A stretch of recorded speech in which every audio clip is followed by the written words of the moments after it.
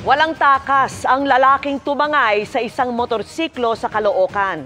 Nakipaghabulan siya sa biktima na nakiangkas sa mga rumesponding pulis. Ang maaksyong pag-aresto sa suspect, tinutukan ni John Consulta, exclusive. Sir, diretso lang, sir. Ito ang aktual na paghabol ng motorcycle units ng PNP sa Caloocan para sa tumangay ng isang motorsiklo. Kulay pula, sir, na motor, TMX.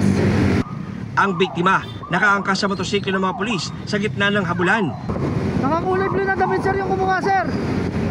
Matapos ang 3 minutong habulan, inabutan ng mga pulis at biktima ang suspect. Ayun, sir, ayun yung motor ko, sir. Paano ito nangyari? Pasado alas 3 ng hapon kahapon, nahuli kam ang aktual na pagnanakaw ng motorsiklo sa Caloocan City. Tinangka pa raw habulin ng may-ari ang motor napper pero di na niya ito inabutan. Saktong may mga nagpapatrol ng mga pulis. Pinara niya ito at nakiangkas siya para mahabol ang kanyang ninakaw na motor. Itinimbre na rin ang description ng suspect sa mga pulis na nagche-checkpoint sa monumento. Kaya pagdating doon ng suspect, agad siyang naharang. Pagdating niya po dito sa monumento, nagkaroon na po ng probable cause yung mga pulis na naka-designate at naka-deploy po dito para siya ay harangin at questionin at tanungin kung ano yung kung kanino yung dala-dala niyang motorsiklo. Matapos ang ilang sandali, dumating na noon ang PNP Motorcycle Unit at ang biktima. Nang ituro siya ng biktima, agad pinusasa ng suspect.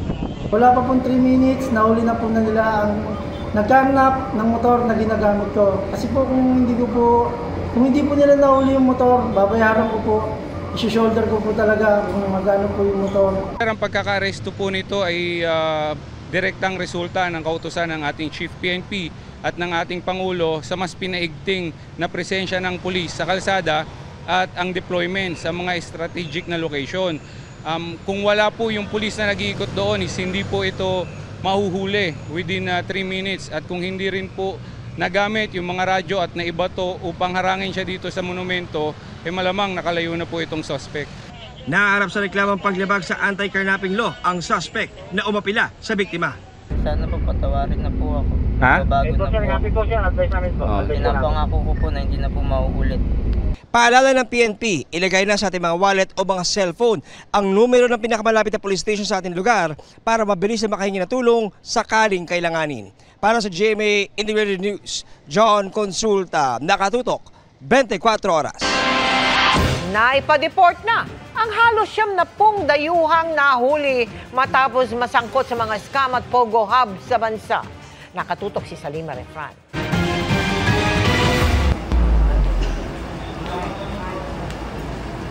Balik Vietnam at South Korea na ang 89 na dayuhang ito matapos mahuli sa mga operasyon kontra scam hubs at mga pogo. 77 Vietnamese at 12 South Koreans ang dineport sa serye ng deportation flights nitong nakaraang mga araw. Bukod sa utos ng Pangulo na pabilisin ang deportasyon ng mga nahuling dayuhan, bahagi rin ito ng decongestion ng Presidential Anti-Organized Crime Commission Detention Facility sa Pasay, kung saan may mga nagkakasakit na sa dami ng nakadetain. Nung temporary detention center natin dito sa Pasay kasi almost 800 pa rin po yung nakakulong natin dyan and kailangan bawasan na natin. So unti-unti, last month nakapag-deport na rin po kami ng 100 plus and now magde-deport po tayo ng 120 plus. Nakatakda rin ngayong buwan ng iba pang deportasyon depende sa ilalabas na mga dokumento ng Bureau of Immigration at clearances mula sa National Bureau of Investigation. Dumalo rin si PAOK Executive Director Gilbert Cruz sa dialogo ng Pilipinas at Criminal Police Department ng Vietnam para pagtibayin ang kooperasyon ng dalawang bansa kontra sa illegal offshore gaming at ang kaakibat nitong mga krimen. Para sa GMA Integrated News, Salima Refran, nakatutok 24 oras. Korte ang naghain ng not guilty plea para kay dating Negros Oriental Representative Arnie Teves na iginiit ang kanyang karapatang manahimik nang humarap sa korte. Nakatutok si Ian Cruz.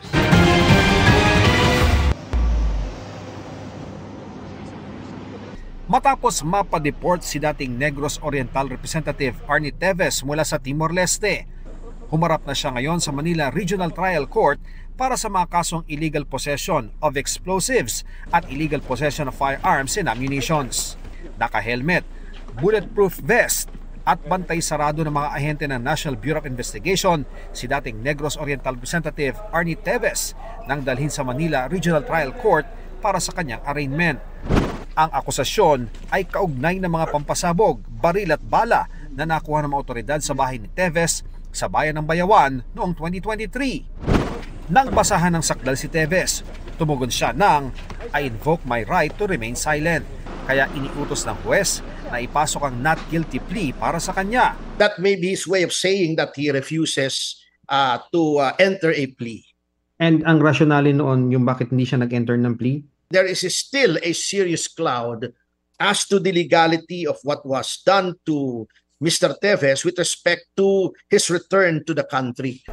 Sinikap ng GMA Integrated News sa mga kapanayamang lead prosecutor sa kaso pero nabigo kami. Kalaunay, nakiusap si Teves na tanggalin ang kanyang posas dahil nasasaktan na umano siya na pinagbigyan ng korte.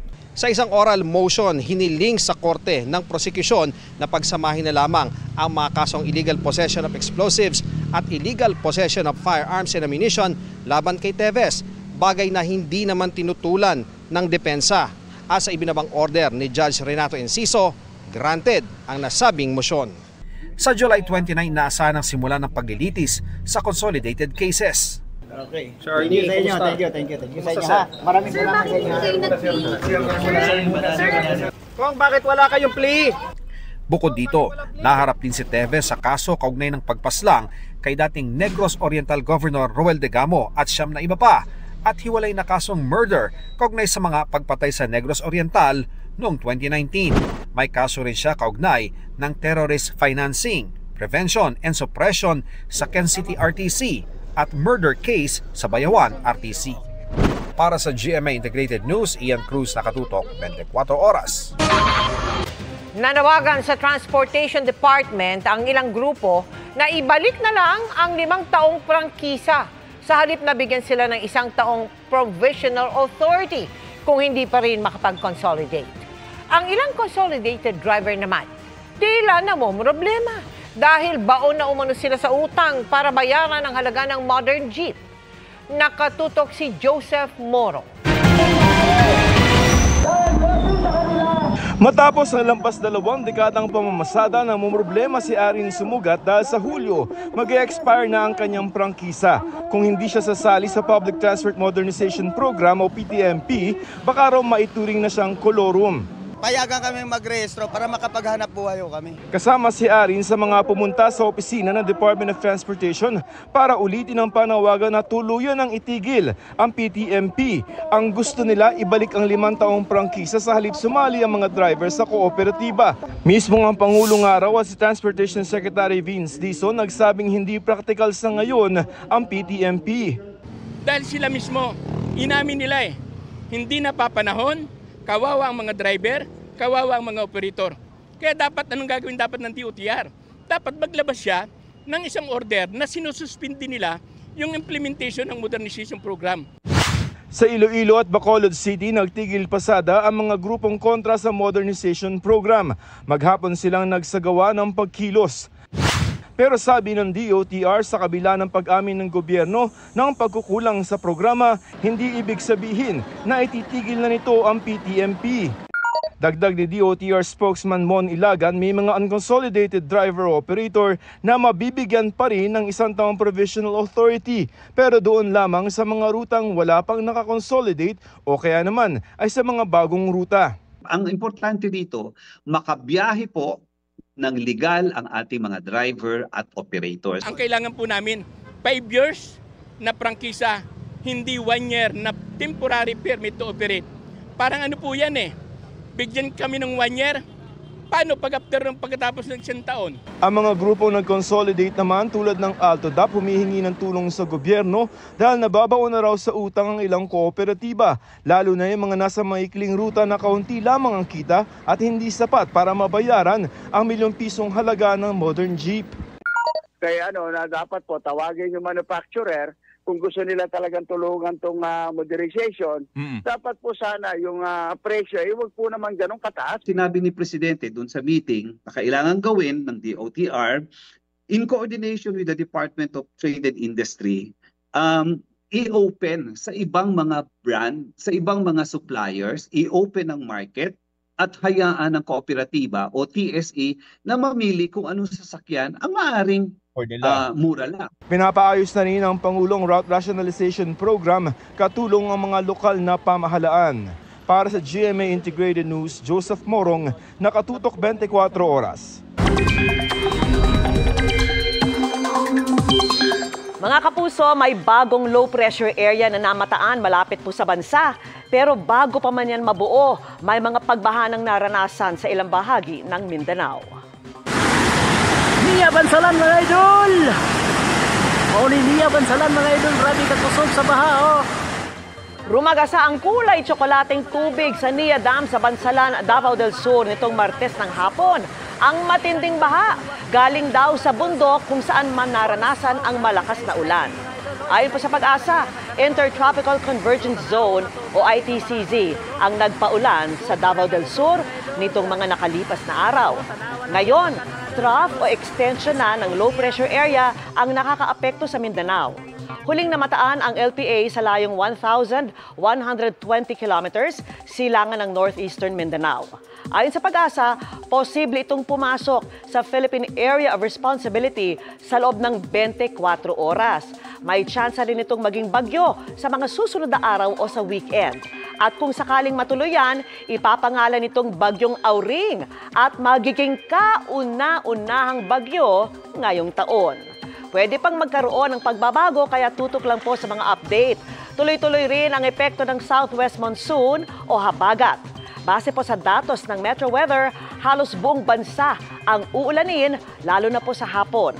May matitinding ulan sa maraming lugar gaya ng Central at Southern Luzon, Bicol Region, pati sa malaking bahagi ng Visayas at Mindanao. Sa Metro Manila, maging handa rin dahil mataas ang tsansa ng ulan sa hapon at gabi. Inilatag sa pagdinig ng Kamara ang ilang hakbang para mawakasan ang problema sa pagkalat ng mga maling impormasyon online. Kabilang ang plano ng gobyerno na magkaroon ng fact-checkers. Pero tanong ng isang kongresista, posible kayang magkaroon ng sistema para sa prior censorship bago ma-post online ang isang content? Nagbabala dyan ang isa pang mambabatas. Nakatutok si Tina Panganiban Perez.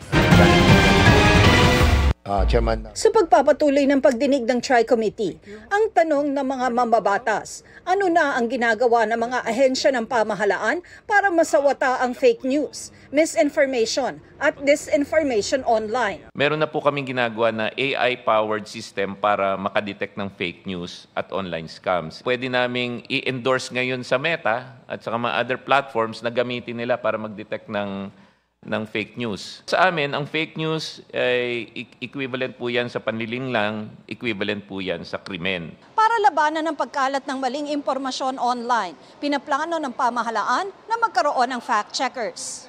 We're coming up with an operational framework within the government. Ito po yung pagsasama ng DICT, PCO, PNP at saka DOJ para nga pagtulungan po kasi kailangan may enforcement, kailangan yung pag-flag down, kailangan yung coordination with the platforms. Pero tila mas higit pa riyan ang hinahanap ni Surigao del Norte Representative Robert Ace Barbers. Would it be possible that there could be some system of prior censorship before a content is posted online, as long as it will not violate any law? No, kung ganon, maybe we can closely coordinate with the social media platforms and ask them to do the same. The answer po is yes. In our conversation yesterday, malinaw yung kwento sa amin ni Google on how YouTube checks yung mga text. Pagka may mga salita doon na talagang bawal, ginagamit po nila yan for illegal gambling and pornography. Mababasa po yun. Tapos tinatanggal na nila lahat. So malinaw po, TikTok meron din pong ganon. Si Meta po meron din pong mekanismo. Siguro ang tanong dyan is, meron silang tool. Masusi ba yung pag-a-apply nila ng tool? If they cannot have self-regulation, it must be this government, this administration, tayo mag-regulate sa kanila. And that is why, Mr. Chair, I think we should really study if it, I don't know if it is possible that we should require this Meta to get a franchise from Congress for them to operate here. Wala ang NETA sa pagdinig kanina, pero nang humarap noong huling pagdinig, sinabi nitong neutral platform sila at ang user ang responsable sa mga pinopost niya. Sagot naman ng Google Philippines. For things that are within the control of the platform, we would take accountability for that. For things that are within the control of other entities, such as, for example, the users, then the appropriate responsibility and accountability mechanisms as provided by law would be applicable. Pero si Bataan Representative Geraldine Roman nagbabala tungkol sa ganitong mga hakbangin. The establishment of a government watchdog agency over content creation reeks of censorship, and such a law may be questioned before the Supreme Court and by default be deemed as unconstitutional because we are dealing with a basic right, which is the freedom of speech. Ngayong araw ay tinerminate na ng Tri-Committee ang pagdinig nito ukol sa umunoy fake news at disinformation sa social media. Kasabay nito, lifted na rin ang contempt order laban sa ilang vlogger, gaya ni Sas Sasot, Lorraine Badoy at Mark Anthony Lopez. Para sa GMA Integrated News, Tina Panganiban Perez, nakatutok, 24 oras.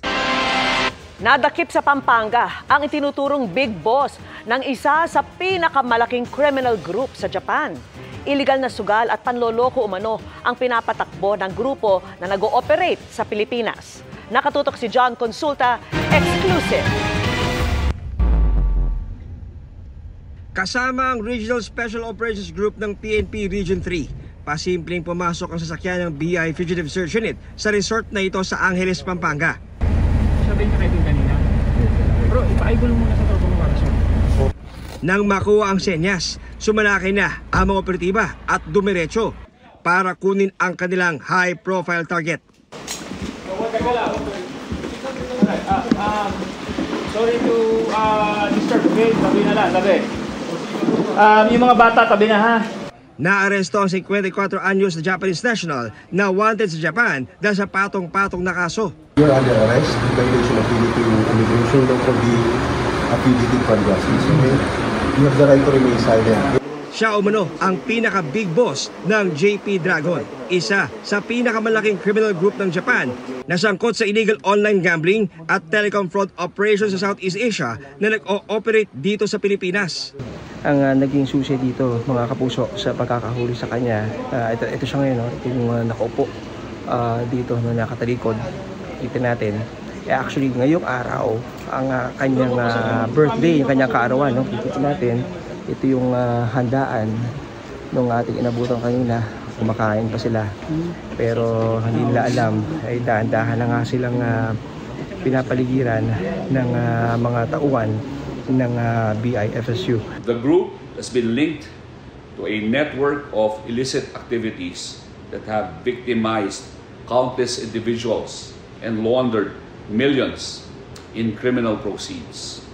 Karamihan daw sa mga miyembro ng JP Dragon ay mga dating miyembro ng grupong Yakuza, kabilang ang mga miyembro ng kilabot na Luffy Group. Para sa seguridad ng raiding team, agad isinakay ang Japanese fugitive sa sasakyan ng Bureau of Immigration at idiniretso sa tanggapan ng BI sa Maynila. Tumanggi na magbigay ng pahayag ang inarestong dayuhan.